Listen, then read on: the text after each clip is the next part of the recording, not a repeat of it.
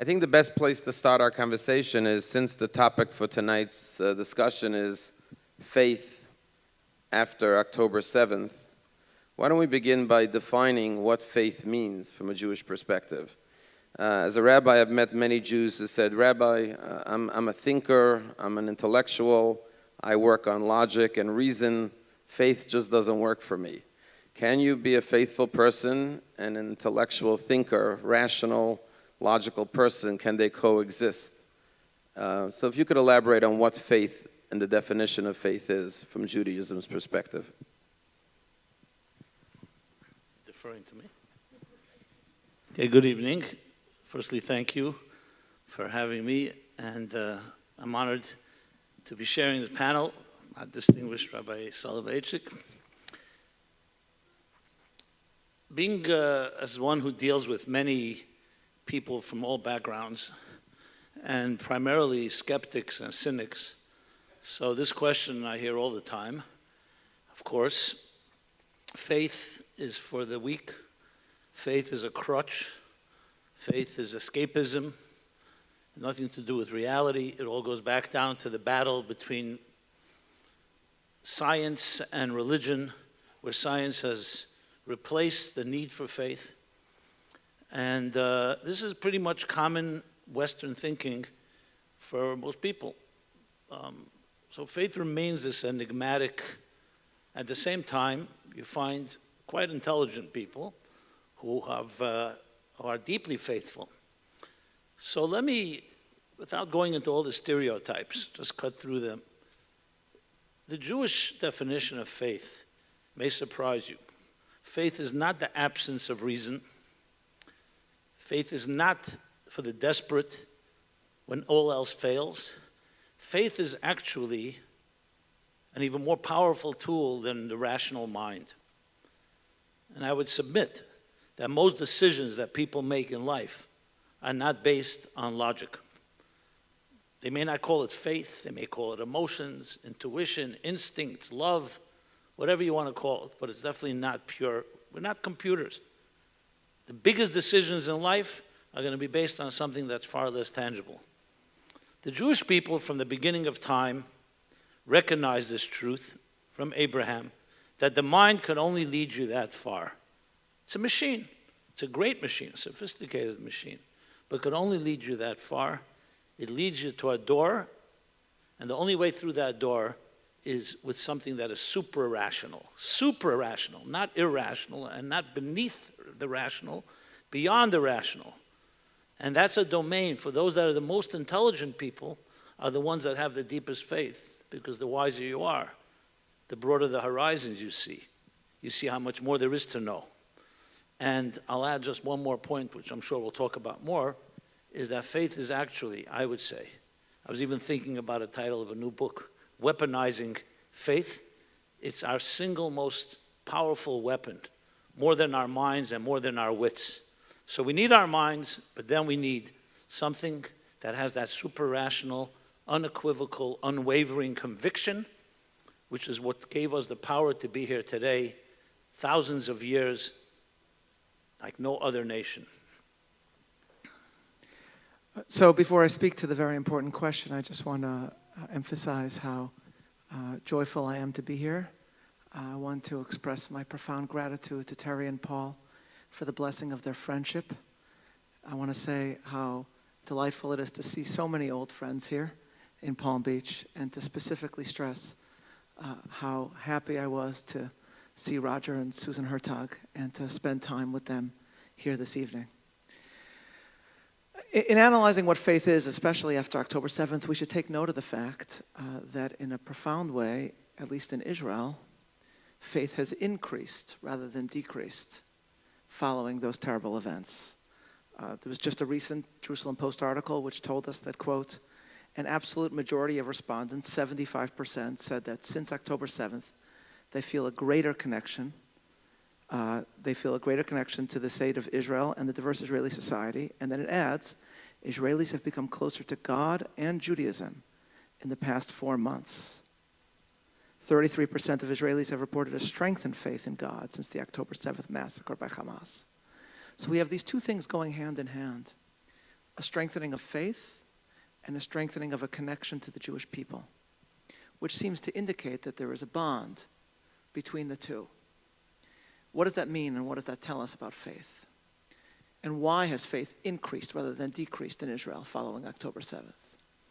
So I'm just making an attempt at the answer, but I would attempt to answer it in the following way. There's a very dear friend of mine, dear to some here in the audience, Dan Senor, who wrote, of course, a very well-known book called Startup Nation about Israel. And in the months preceding October 7th, he, along with his brother-in-law, Saul Singer, were working on a new book called The Genius of Israel. The book was analyzing why Israelis rank so high on the happiness quotient if they face such existential crises all the time. By the way, post-October 7th, they did another survey, happiness survey, and among young people, Israel ranked number 2 in happiness in the world. Number 1, Lithuania. So as a Litvak, a Lithuanian Jew, I'm like the happiest person in the world, which is what Litvaks are known for sure. That's our thing, is the joy and happiness of life. But the answer he proposes in the book is that Israelis deep down understand that they are part of something much larger than themselves, something remarkable, something really utterly unlike most stories on earth. The problem for my friend Dan is that as this book was about to be published, Israeli society was tearing itself to pieces. The publisher was saying, maybe we shouldn't publish this book. First, because it was slated to be published on the same date as Barbara Streisand's memoir was going to be published. And Dan had to convince the publishers that this is a slightly different audience for this book. And then second, you saw Israelis at each other's throats. But Dan said, no, we're making an argument in the book that deep down, really, Israelis do sense this. They still sense this. It's beneath the surface. And then right before the book was supposed to come out, on Yom Kippur, we saw scenes in the streets of Tel Aviv where Jews were fighting over just having a traditional Yom Kippur service, providing it in the streets of Tel Aviv to just denizens of the city who wanted a traditional moment of faith. And then, of course, less than 2 weeks later, everything changed. And a week after that, you'll recall, I think it was maybe October 13th, 14th, there was a Shin Bet operation where one hostage was saved. You remember that. And there was a scene that unfolded on Israeli TV where the news broke during the broadcast, where it was announced that this hostage was saved. And the anchor was a secular Israeli. He was sitting next to a contributor who was wearing a kippah. And he turned live to the contributor and he said, "Can I borrow your kippah for a second?" And live on screen, he takes the kippah, puts it on his head, and says a blessing. "Blessed are you, O Lord, Matir Asurim, who frees the captives." And on Twitter, a tech guy commented, and he wrote, "1 month ago, I could not imagine a scene like this." And my friend Dan immediately retweeted it and wrote, "It was always beneath the surface. Pre-October 7th, we were all just distracted by other things." So what does this mean? Why has the faith increased? The answer, I think, is that in a striking way, this terrible event reminded Israelis and Jews about Jewish history and about the fact that we have faced so many enemies in the past, and yet we are not only still here, we are thriving and we have impacted the world beyond imagining and beyond our numbers. In a counterintuitive way, it reminded the Jewish people that our story is anything but a normal story, which again leads people to ponder, why is that so? And how do we explain it? The best I can do, and I'll close with this, is a quote that I often cite, and this is from an old article by the writer Yossi Klein Halevi about the most famous photograph in Israeli history, which is the 3 soldiers at the wall. And he talks about growing up with his father, who was a Holocaust survivor, who still continued to go to synagogue but never spoke about faith, ever, because of his experiences. And then he writes, toward the end of June 1967, my father and I flew to Israel. Standing at the wall, my father suddenly found his lack of faith inadequate. There is something about this little people that makes no sense, he said to me. Who can understand this history? And Halevi wrote the story at actually a very terrible time for Israel. This was Olmert's war in Lebanon, which in a certain sense was the first war that Israel had really lost. And so he wrote about the depression that people were feeling in Israel at the time when he wrote it. Or as he puts it, the disappointments that have marked much of Israeli life in the past 25 years have culminated in this year of political shame and military defeat. And then he adds that often now, having made Aliyah inspired by that moment with his father at the wall, he sometimes forgets that he's anywhere special, living in Jerusalem. And then he writes, suddenly, quote, he says, I remember where I am. I feel myself then like one of those barefoot and wide-eyed Ethiopian immigrants silently stepping off the plane at Ben Gurion Airport into Zion. I recall too my father's wonder at the wall, whose fragile and improbable endurance he saw as a metaphor for the Jewish people. Like him, and this is the critical point, like him, I ask myself what it is about this strange little people that continually finds itself at the center of international attention, repeatedly on the front lines against totalitarian forces of evil. Nazism, Soviet communism, now jihadism, all of which mark the Jews as their primary obstacle to achieving world domination. At those moments, he writes, I feel gratitude for having found my place in this story. In a strange and counterintuitive way, that is what has occurred, because the Jewish people suddenly finds itself again against a totalitarian force of evil. But that has led them to ponder even more so the miraculous story of the Jewish people, and to find what my friend Dan said was always beneath the surface, to find once again their place in this story, which of course leads them to the source of this story.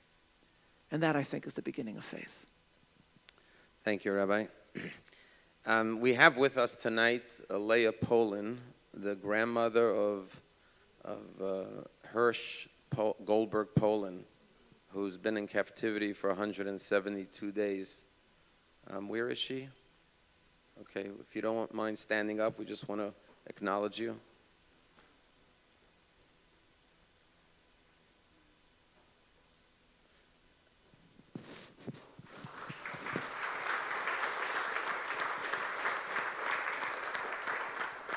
All of our hearts are joined in prayer with you, that you should be reunited with your beloved grandson. Amen. Speedily.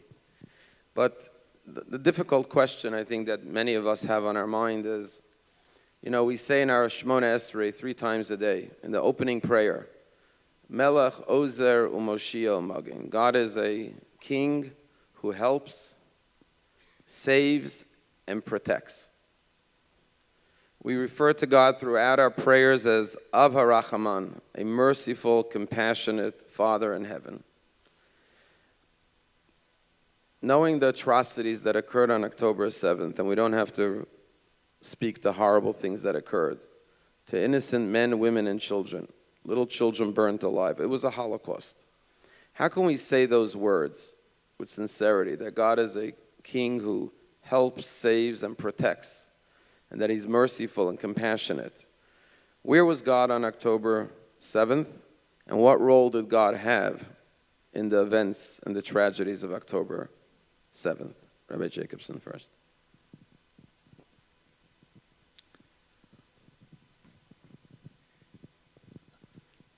Without going into any elaborate philosophical, I think the most important thing to keep in mind, and maybe this is the ultimate secret of faith, is that we don't have answers to the most fundamental questions of life. And that's not a statement of surrender or weakness. It's actually the most honest and brutal truth. And that's why you'll find in all our literature, whether it's the Bible, the written Torah, the oral Torah, the Midrashim, the stories, And we know how much, we don't even know how much, but we know in every generation we've suffered. Nowhere has anyone ever tried to answer the question, why did this happen? Where is this good God that promised grace, blessings, gifts? The only answer you find is actually the exact opposite. When Aaron's two sons tragically died in the Holy of Holies, it says, Vayidem Aaron, Aaron fell silent. When the Roman emperor perpetrated his atrocities, the October 7th of that time, that we repeat every Yom Kippur, Eila Eskere, we say, these are the ones that are remembered, the 10 martyrs, the Asarei Aruge Malchus. And in graphic detail, it describes how they were brutally murdered, which I will not repeat.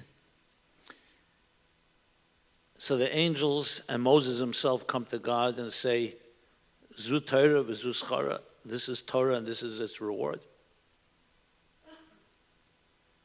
And what does God answer? If anyone has an answer, God has an answer. And they had access. God responds, Shteik, be silent, kach ola b'machshava, that's what arose in my thought. Again and again, silence, silence, silence. So ostensibly, it would sound, okay, you don't have an answer, so you're quiet, you're silent. It's not correct. It's the most powerful answer possible. Like the old Belzer Rebbe, they say, when he was asked after the Holocaust, he said, if God, he was asked about these events, he said, if God wanted to come to me and explain to me why it happened, I wouldn't want to hear. What are we going to do? Exactly justify why 1.5 million innocent children went up in smoke? The best of us, and what doesn't matter, every innocent Jew, we're going to find an explanation. The explanation would be even more criminal and more painful and more obscene than the crime. Now, in this lies tremendous, tremendous truth. I remember it was a number of years ago, I was in South Africa at a lecture tour. For some reason, at that period in time, there were quite a few tragedies in the community there. Lo Yaleinu, God should protect us all. Parents who had lost children. I mean, it was really horrible. And they asked me to give a private session, a private talk, just to those that had recently suffered. Honestly, it was so uncomfortable. What am I going to say? And I was, thank God, I've been blessed. How am I going to stand in front of a mother that lost a child? What am I going to say? I was like, but, like they say, it's hard to speak, but it's maybe harder to be silent. So I shared some of what I've heard, some of what I just said now. And I remember saying that I am here to tell you that I don't have an answer. And I'm not looking for an answer. And the Jewish people's wisdom was they never asked why. They asked, what are we going to do about it? That was our power. When Job, the classic sufferer, stands before God, we have an entire book where he laments and complains and argues with God. Why? The classic question. Why are bad things happening to good people? How can a good God do these things? So there's one verse that to me always resonates, where God says to him, paraphrasing, he says to Job, you ask me why these things happen. You ask me why there's death and why there's pain. Were you there when I created heaven and earth that you asked me this question? You ask me why there's death, but did you ask me why there's birth? You ask me why there's pain, but you ask me why there's joy? You ask me why there's loss, but you ask me why is there love? We don't ask that question because we assume, take it for granted. It's all bound together. Because if there was no life and there was no beginning, there'd be no end. If there was no birth, there'd be no death. So the real question is, why did you put this whole thing in place in the first place? If we didn't have existence, we wouldn't have pain. Can someone here ready to venture to try to answer that question? And the non-answer is not ignorance. It's the greatest strength. I remember meeting a woman who was one of the first terrorist victims. You remember in Shalim, in Jerusalem, the Machna, in Ben Yehuda rather, the cafe, the bombing on Friday. I mean, that was a terrible time. So anyways, an American woman who came to study in yeshiva in Jerusalem. She had come to a class of mine. And I remember I saw her sitting in the back. I didn't know who it was. Afterwards, she approached me from a distance. You know, she had this really beautiful, exquisite face. She came closer. I saw that the face was, I guess, what shall I say? It was reworked, lack for a better way of putting it. She came over.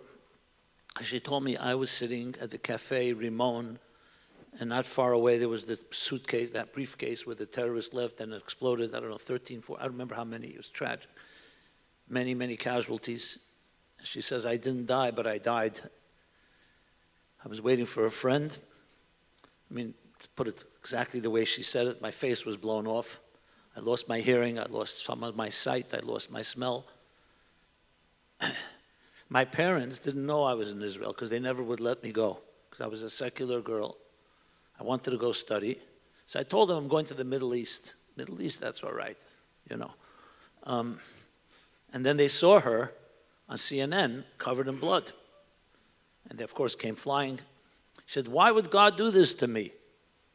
I came here to study His Torah in His promised land. And of all people, I'm there on that Friday.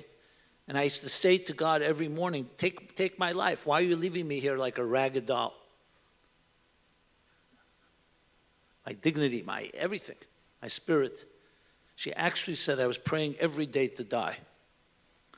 And then one morning I woke up, the sun was shining in my face, and I don't know what it was, but some type of rush, some type of energy flowed through my veins. And I said to myself, I'm going to survive, I'll get through this, and I'll become stronger than ever. And I'll never forget the words she used. She said, Amunah, betachan, the words for faith and trust. She says, you don't know how strong they are until you have nothing but that. And that's what saved my life. Is this scientific? Can you quantify this in a laboratory? How are you going to analyze this? Thank God our enemies, beginning with Pharaoh, never understood the power of faith. Because how do you fight faith? With what weapon exactly are you going to subdue it? So, my friends, we're all in this together. One loss is all our losses. We don't need to have answers to be able to forge ahead. And the acknowledgement that there's a mystery to life and death and a mystery to existence. Why are we all here right now in 2024? Why weren't you born 80 years ago in Europe? Can you answer that question? We have no idea. Why were you born into your family, into this place in the world? Why are we all here tonight? Most of the biggest questions are part of the mystery. And embracing the mystery is not trying to figure it out, not trying to philosophize it or quantify it. It's figuring out, as I said, not why, but what are we going to do about it? And yes, the Jewish people say to God the following: we have suffered greatly in your name. We have suffered greatly because you chose us. And we have tremendous anger even. And we even have complaints. But we are not going to give up on the goodness that we believe in no matter what happens. And even when you, God, sometimes are concealed and your face is concealed, we will continue to fight the good cause. Now, what God is thinking when He sees that, I don't envy Him, actually. You know, that is the Jewish people in a nutshell. So we don't have the answer to the why, but we become better people and greater people, and that's the ultimate answer. Like every Holocaust survivor will tell you, our revenge, they pull out a photo album. Here's my revenge. My children, my grandchildren, my great-grandchildren, the communities we've built, the families we've built, the country we've built, and everything that comes with that. Thank you. Rabbi Soloveitchik. So it's very interesting. As Terry kindly mentioned, I write columns for various publications. I write a monthly Jewish commentary column for Commentary Magazine.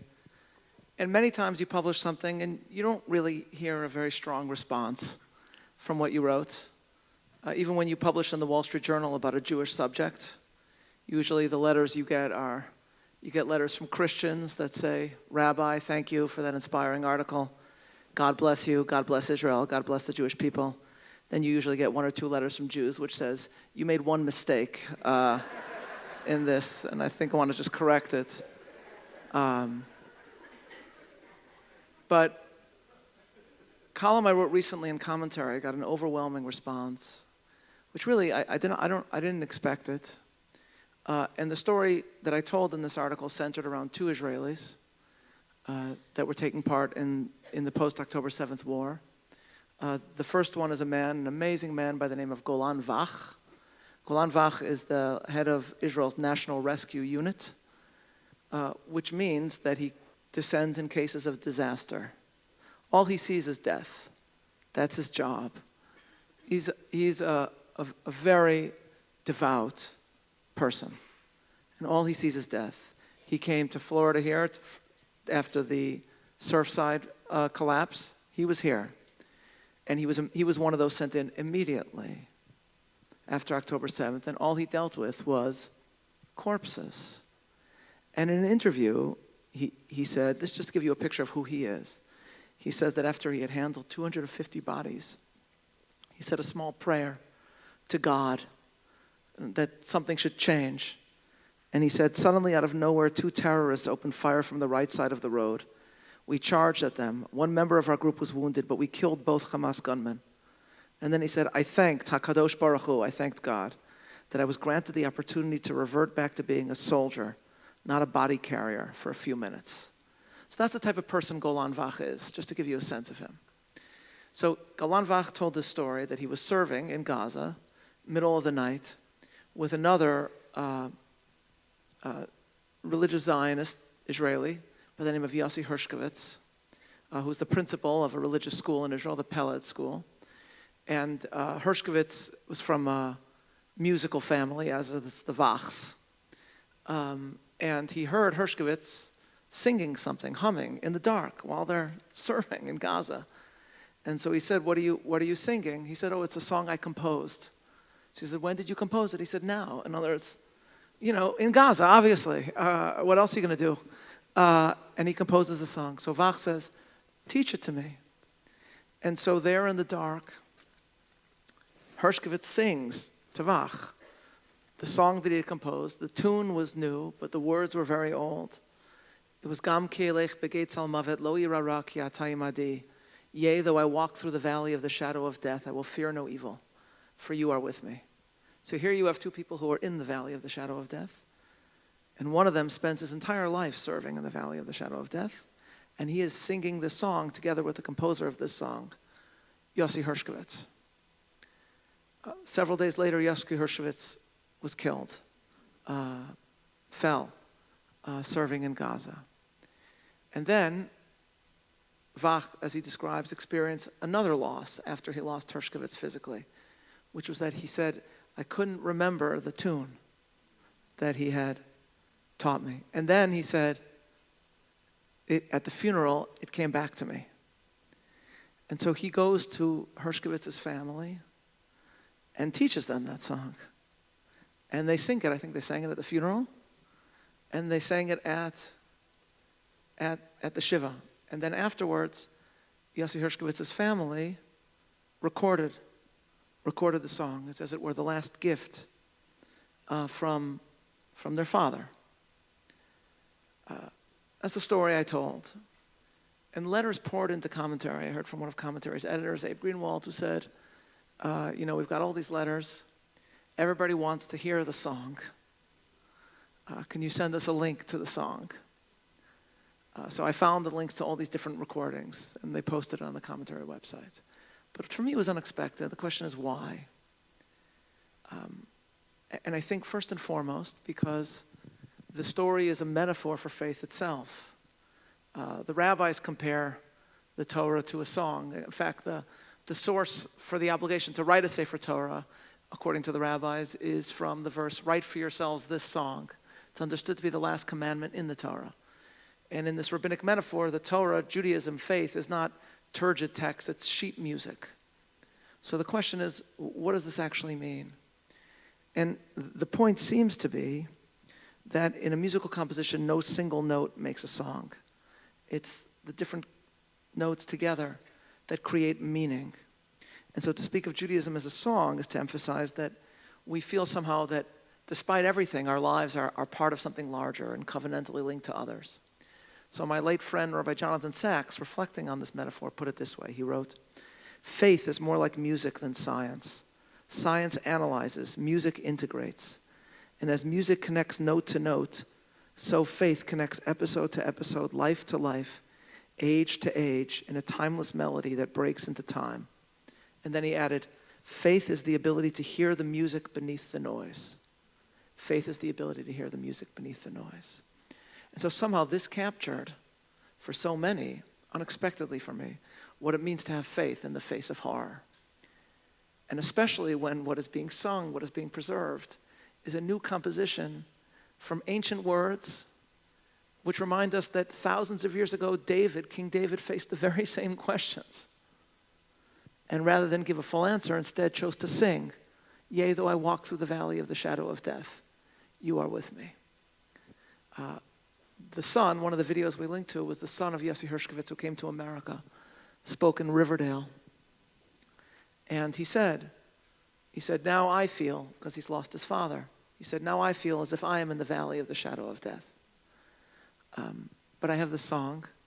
And then he sang, and of course the words take on, when he's singing his father's composition, it takes on a whole different meaning. "Yea, though I walk through the valley of the shadow of death, I will fear no evil, for you are with me."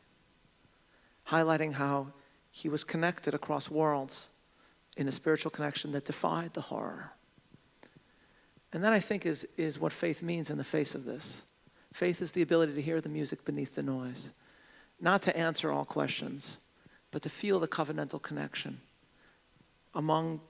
within our own time and throughout the generations. That, I think, is the Jewish response. Thank you, Rabbi. May I add something to this? Briefly? How brief? Okay. No, it just reminded me of a very beautiful episode. My father was a publisher and a journalist, was good friends with Elie Wiesel.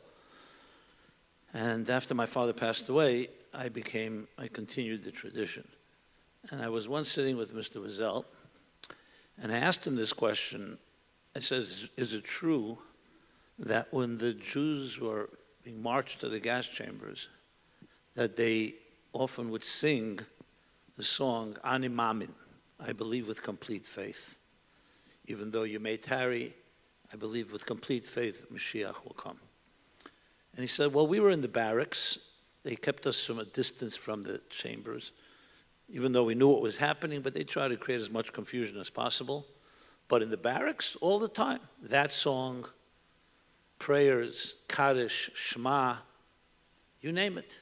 All throughout the day you would hear humming tunes." So I said, "With all respect, I want to ask a question. I'm just an American spoiled kid. I didn't endure or go through anything like this. But doesn't it seem somewhat absurd or even insane?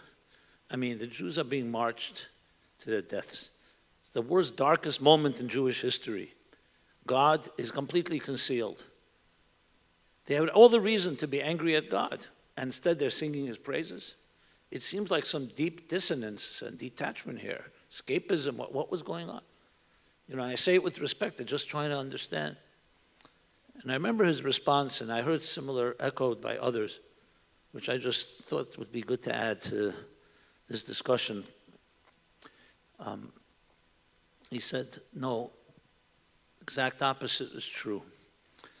The Jews were declaring for then and forever, you may take our bodies, but you can't take our souls. You may take our lives, but you can't take our faith.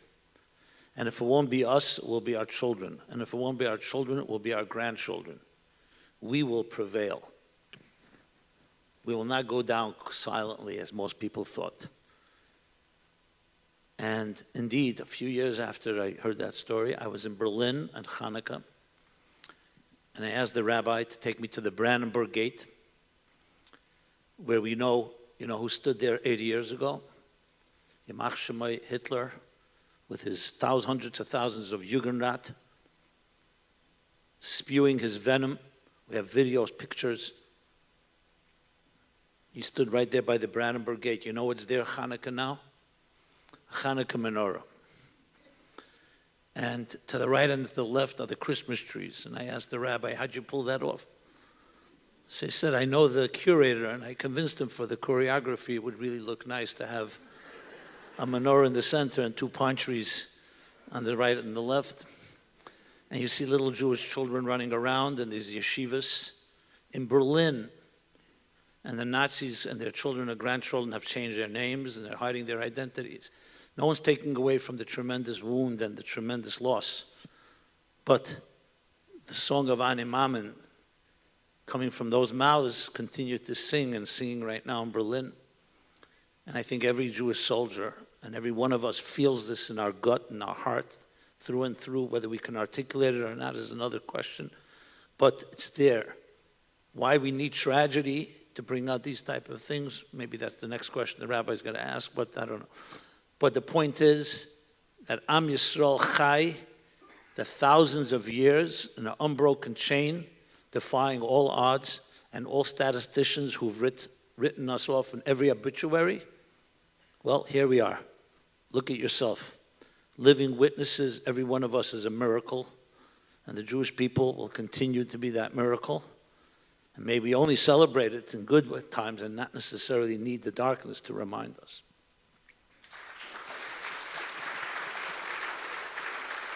I'm going to ask one more question of the rabbis, and then we'll open it up for questions from the audience.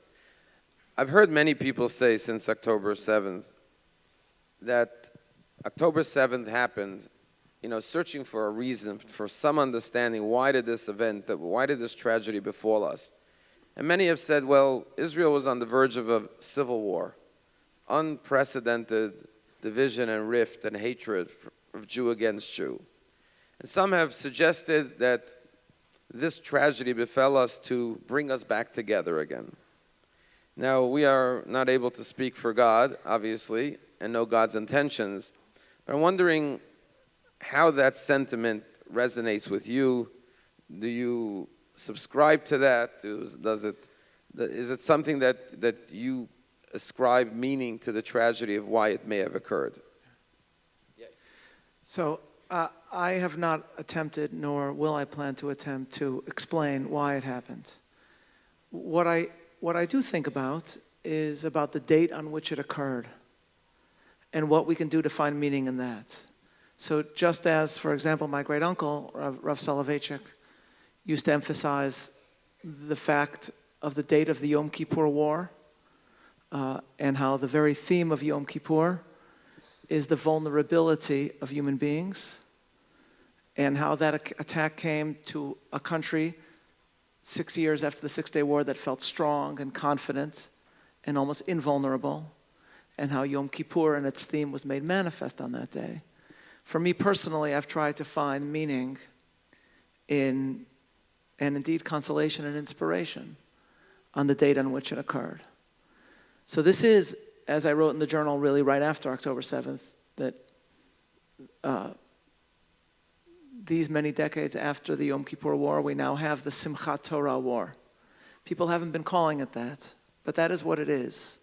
It's not the October 7th War, it's the Simchat Torah War. That's when it broke out.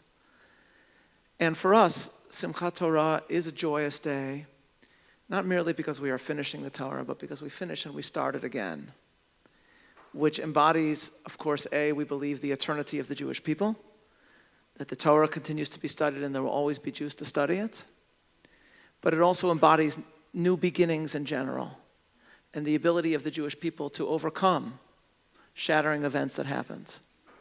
And I was reminded, as I was thinking about this took me some weeks later, I was reminded of this. But maybe the best Simchat Torah story involves Elie Wiesel, actually, and the Lubavitcher Rebbe. Am I allowed to quote the Lubavitcher Rebbe too, rabbis? Or that's, we don't want to ruin my Litvak bona fide, so don't tell anybody. Your But, great uncle has already yes. broken through. Okay, well, we'll try not to spread that around, Rabbi, but yeah.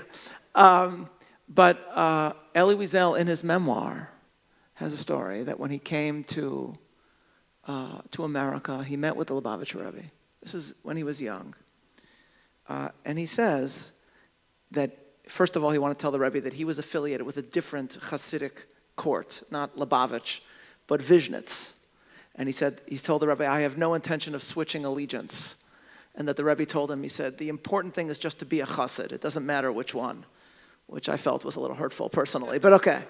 And then he says to the Rebbe, he said, the Rebbe, he writes, had read some of my works in French and asked me to explain why I was angry at God.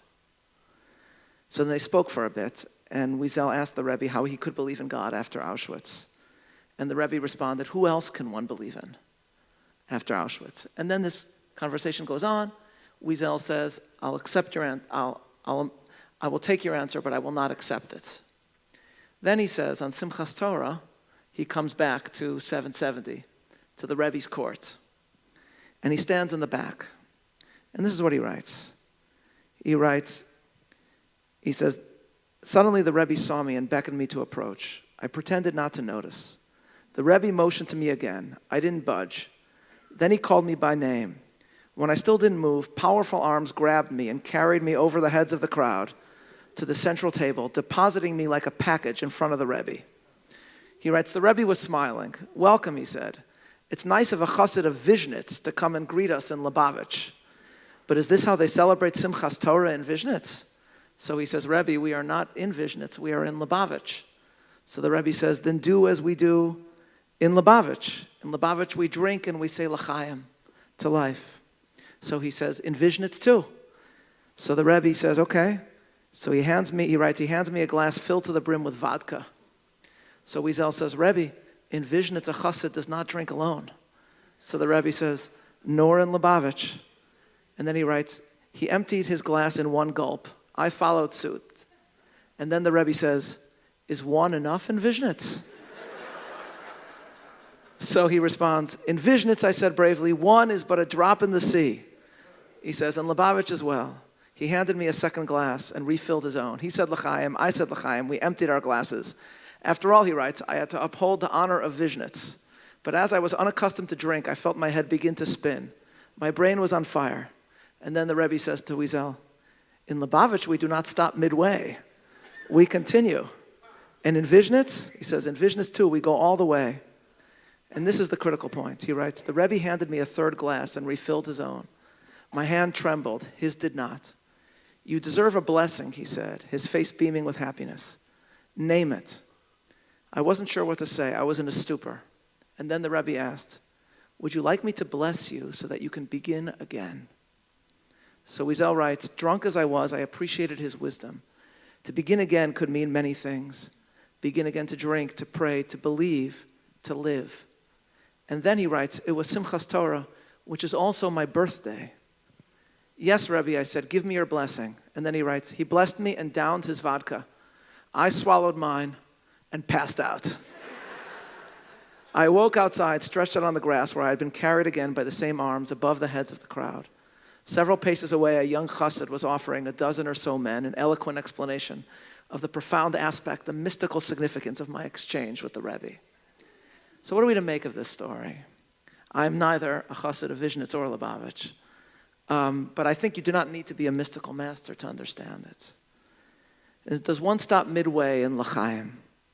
Can one, after experiencing destruction, begin again, embrace the world anew, embrace life anew, embrace faith anew? That has always been the Jewish response. And that, of course, is what Simchas Torah is all about. Simchas Torah is about new beginnings and the capacity of the Jewish people to begin again. For me, it will always be the Simchas Torah war. And for me, of course, I will never forget the horror of what we knew was transpiring on that day. But for me, the very name of the war will itself prove a source of inspiration as well.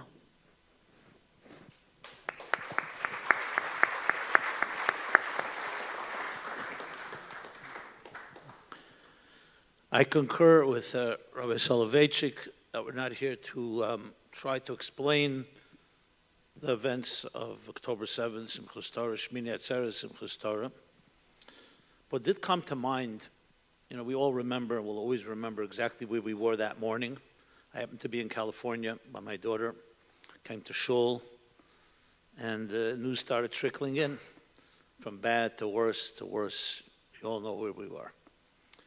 And but we forced ourselves to dance, and the rabbi asked me to say a few words. I said a few words as well.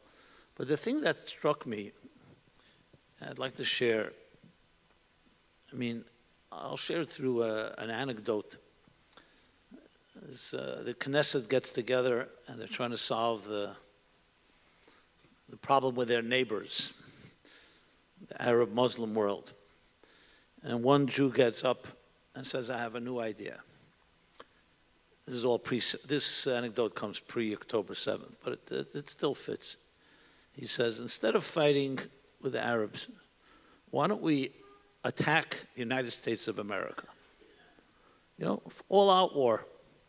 And of course they'll beat us. And then, out of their guilt, instead of getting $20 billion a year, we'll get $100 billion a year, like Japan and Germany, and they'll help rebuild us. It's a great idea, right? Only a Jew can come up with something.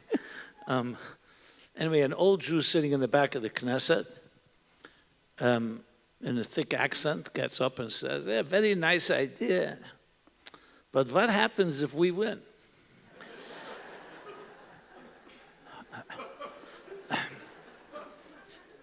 In other words, we Jews have mastered the art of defense. Nobody can play defense like we do. We've defended ourselves and protected ourselves and survived everything and everyone. But offense is a very different story. I think this is one of the both tragic but also tremendous opportunities we have now. And that's what came to mind that morning. And that is, I hear this all the time from especially young people. I'm sick and tired of hearing, what is a Jew? A Jew is an anti-Semite. A Jew declares, stop killing us. Is that what we stand for? There was a time where the Jewish homeland united everyone because we had a Holocaust, we had Europe, we were persecuted, and everyone was united, at least most people were united, that we need a homeland, fine. But that's when you're fighting enemies. Once you have a homeland, what is the vision for the future? What is the Jewish vision? I challenge myself and I challenge all of us here. What is our vision? Is it just to eliminate Hamas and all our enemies and no more attacks, and then we'll feel that's victory? We all understand the necessity for that. I'm not minimizing that. We can't be attacked like this, God forbid, and so on. But what do we stand for?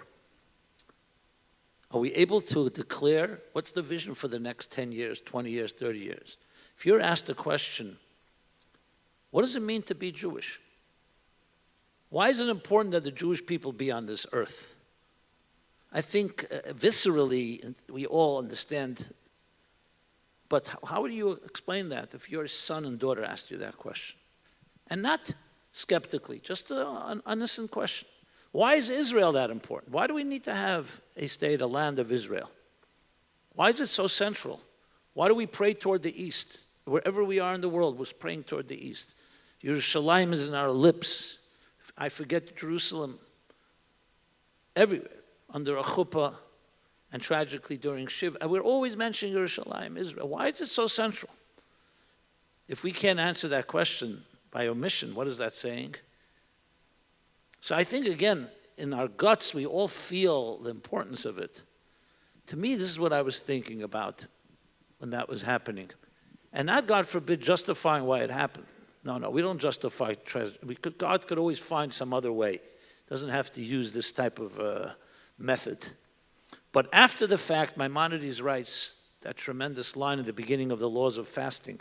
Why we fast at a fast day? He says, because when a catastrophe strikes a people or an individual, it would be cruel and insensitive to say it was random, mikra nikris, it just happened. It means it's a wake-up call, time for introspection and soul-searching. Not pointing fingers, definitely not at others, and not even at yourself, but just not to just take it for granted.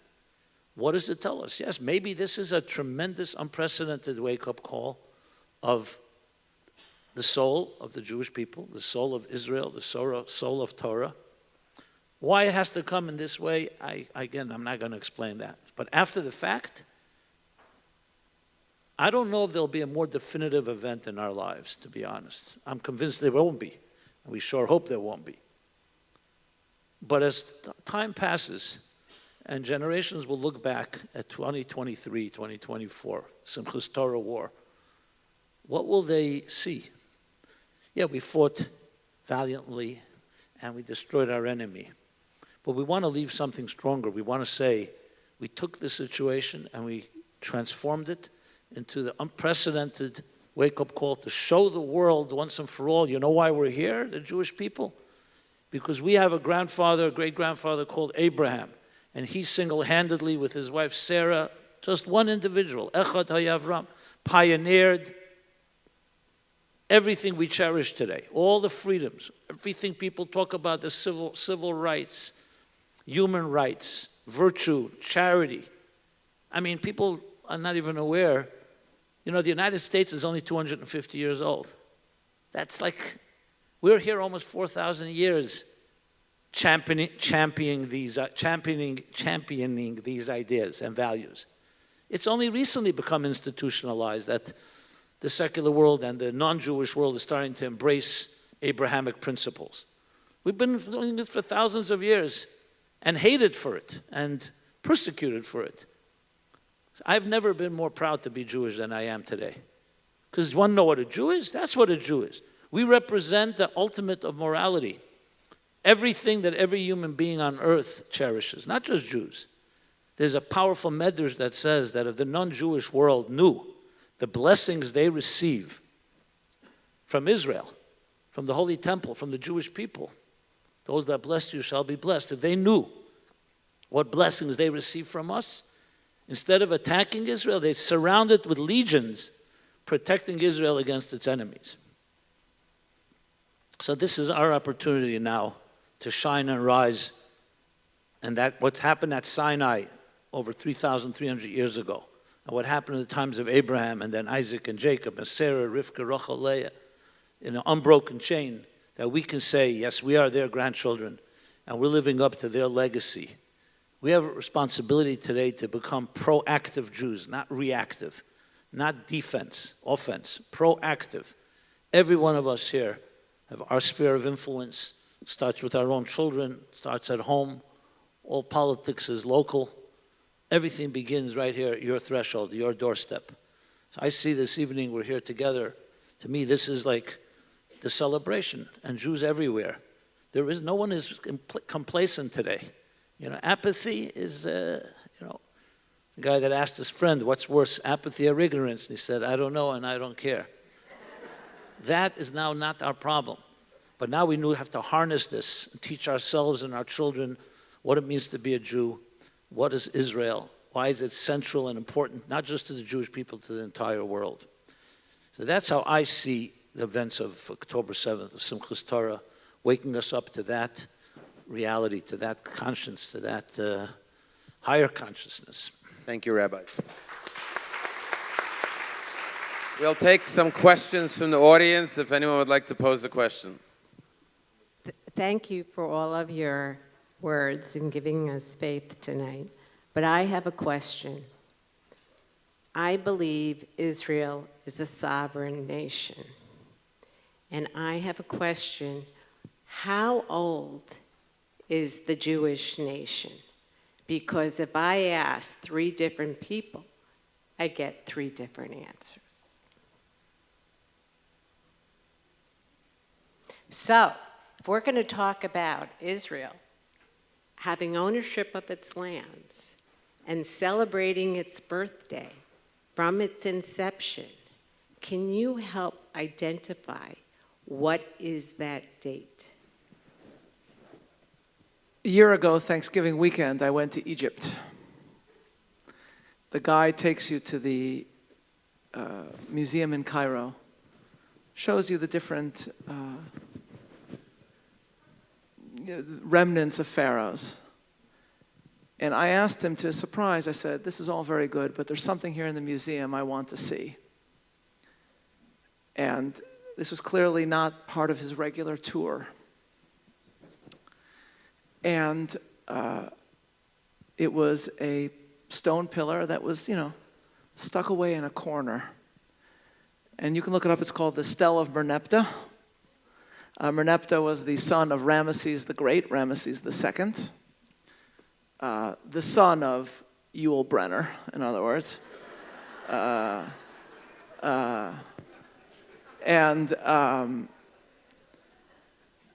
the reason I wanted to see this, and he was surprised and interested, and he's usually not, this is not the part of the usual ask, but I had come just for that. That's really all I was interested in seeing in this museum.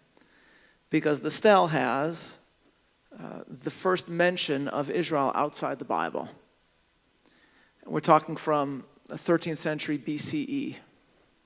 And it's describing various events in the Middle East, various city-states that have been destroyed, Ashkelon or whatever is laid waste and so forth, and then seemingly denoting a people that have not yet been fully established in the Holy Land, but seem to be arriving around that time and settling around that time.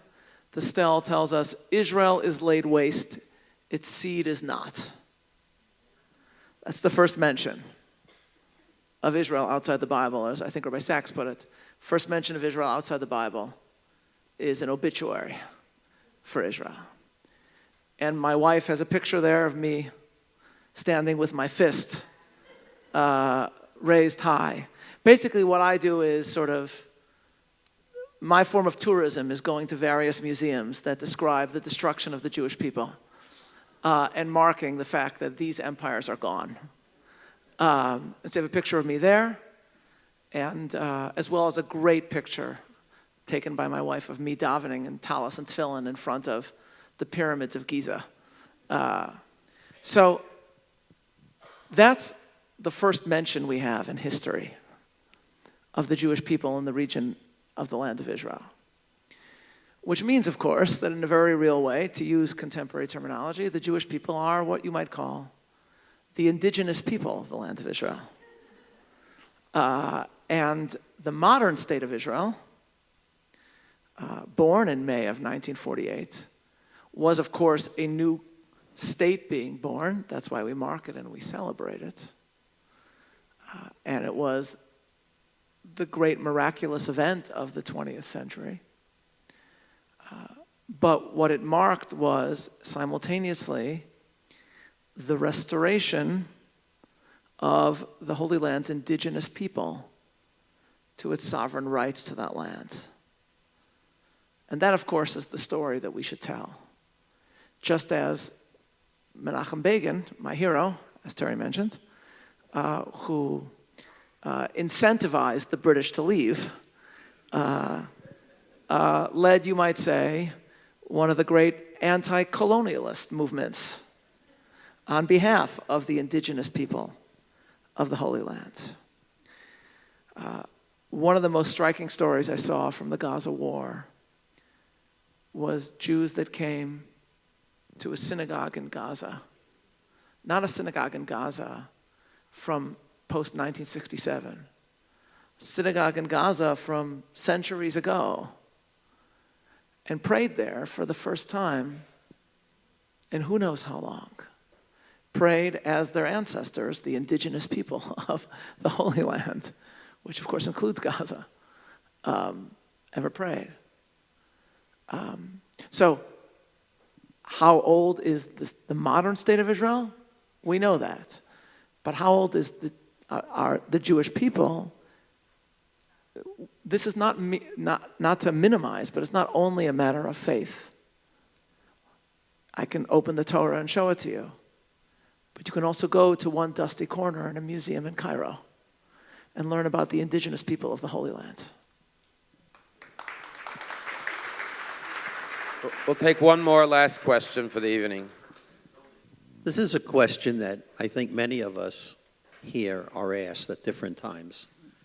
And I take it, I ask it in good faith. And my mother raised her three boys to revere Hasidus. And we have great respect, and we do. Yet, you have talked about how proud you are and how we should be offensive and not defensive. But I'm constantly asked, how do you integrate the concept of the far-right Hasidus who don't want to be offensive and don't want to protect Israel?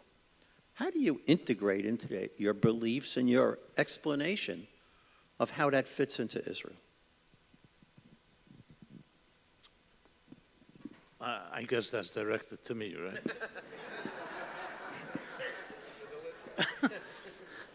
Just for the record, anyone that denies their connection to Hasidim so many times in one evening, you know there's something going on. But we need you where you are, so. As a Sephardic rabbi, you mean? Right, that's right. Sephardic Litvak. The happiest you could possibly be. Sephardic Litvak is the most happy demographic. Okay. I count you as a, maybe you said Vishnitz, Chabad. To me, we all stood at Sinai. We're all brothers and sisters, and we're all one. Here. Yeah. And I say that to you as well. I'm not sure what assumptions you're basing your question on, because sometimes assumptions can be wrong. So I think I should first clarify a few points. Echoing, or maybe continuing where Rabbi Soloveitchik left off, we are not just Zionists from 1948.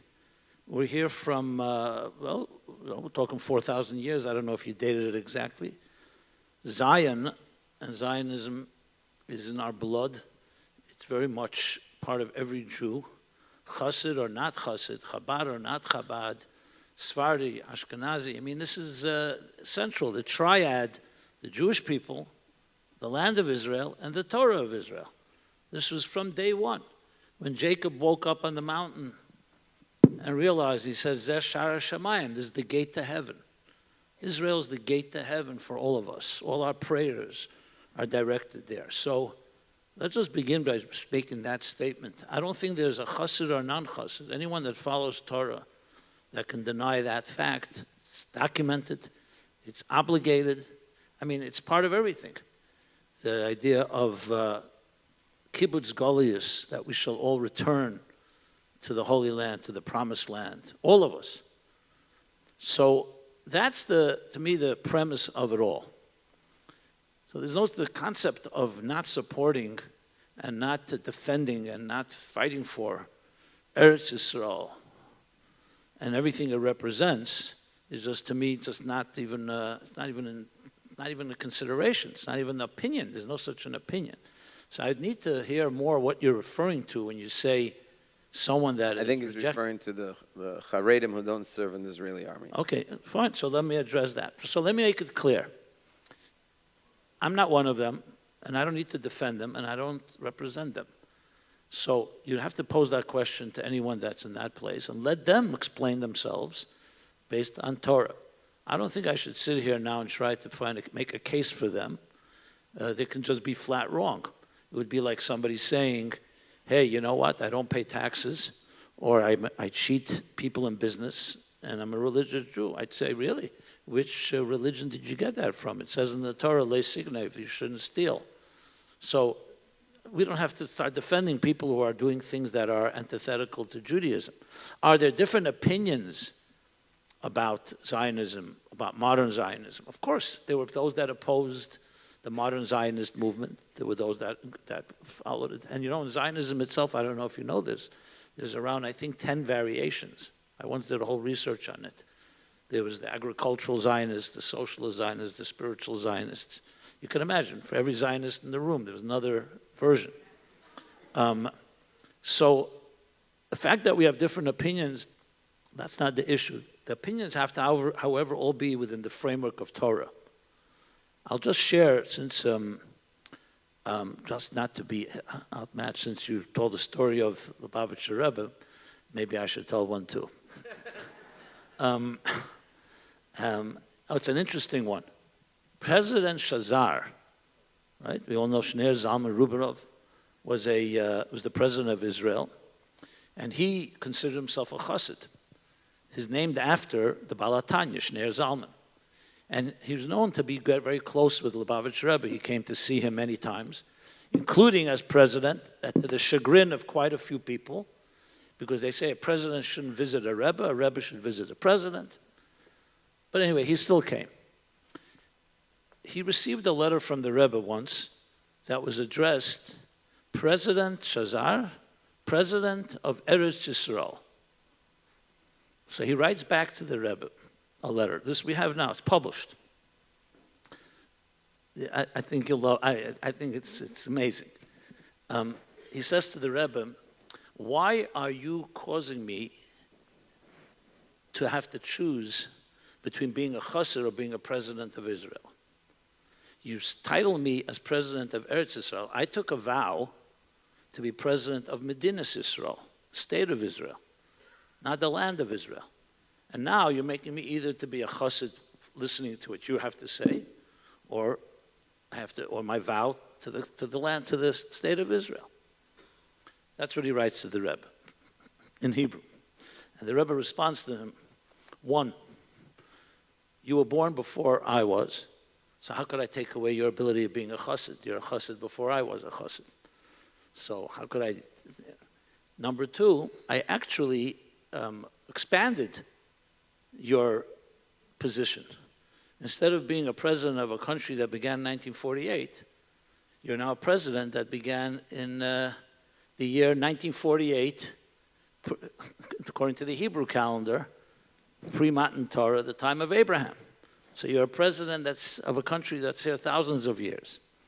I found that to be, you could say it's cute, but it wasn't cute. It was actually stating a tremendous truth that no one's taking away from any of the events that happened in 1948. There are many blessings and the gifts and the miracles and so on.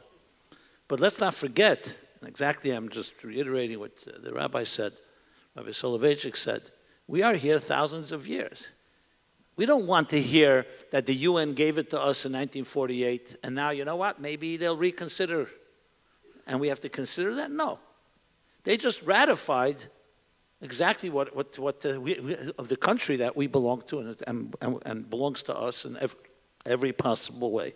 And I'll conclude with the words of Rashi. Everybody knows Rashi. The first verse in the Torah. Why does the Torah begin with God created heaven and earth? Should have began with the mitzvahs, the mitzvah of Kiddush Lavach, Chodesh Hazeh Lachem. And Rashi says something prophetic. He says, because if the nations of the world will ever come and say, listimatem, that you, the Jews, are thieves, you've stolen our land, the non-Jews will say that. So the Torah begins and preempts that. And God says, you tell them, I created heaven and earth, and I give the different parts of the earth to those that I want to give it to. I gave most of the earth to the Gentiles, to the nations of the world, and I gave one part of the world to you, the Jewish people. This is Rashi 1,000 years ago, before there was a UN. So we've been around, we've heard it all. Am Yisrael Chai, we shall prevail. Thank you very much, rabbis.